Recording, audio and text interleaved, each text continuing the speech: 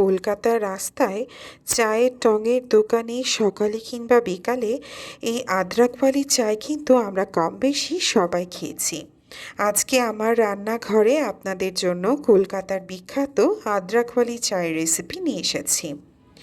আমি এখানে 1/3 কাপ দিয়েছি পানি, তার সাথে আমি এখানে লিকুইড ইউএসটি মিল্ক ব্যবহার করছি। গরুর দুধের চায়ের চাইতে লিকুইড গরুর দুধের চায়ের টেস্ট কিন্তু বেশি। এখানে আমি আদা মিহি কুচি করে নিয়েছিলাম, সেটা আমি কুসুম গরম দুধ আর পানি মিশ্রণে দিয়ে দিলাম।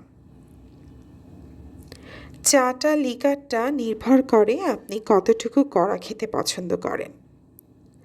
আমি এখানে দুধটা ফুটে ওঠার আগেই সামান্য লবণ ব্যবহার করছি। লবণ দিলে যে কোনো চায়ের স্বাদ একটু অন্যরকম হয়, খেতে কিন্তু দারুণ লাগে। এখানে আমি আমার পছন্দের লিকারের মতো করে চাপাতি দিয়ে দিচ্ছি। আমরা কিন্তু কম বেশি অনেক রকমেরই চা খাই, কিন্তু স্পেশালি এই আদ্রাকওয়ালি চায়টা কিন্তু আমার অসম্ভব ভালো লাগে। আমি কিন্তু এর মধ্যে সামান্য চিনিও ব্যবহার করেছি। চিনিটা অপশনাল, আপনারা চাইলে এখানে মধুও ব্যবহার করতে পারেন।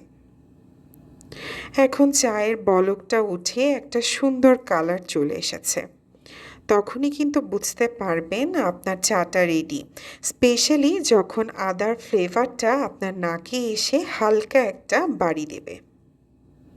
ব্যাস, এখন আমি এই গরম গরম চাটা পরিবেশন করব আর বিকালটা বা সকালটাকে উপলব্ধি করব 1 কাপ আদ্রাকওয়ালি চায়ের সাথে। আমার ভিডিওটি যদি আপনাদের ভালো লেগে থাকে তাহলে অবশ্যই আমার পেজটি ফলো করবেন এবং ভিডিওটি শেয়ার করে দেবেন।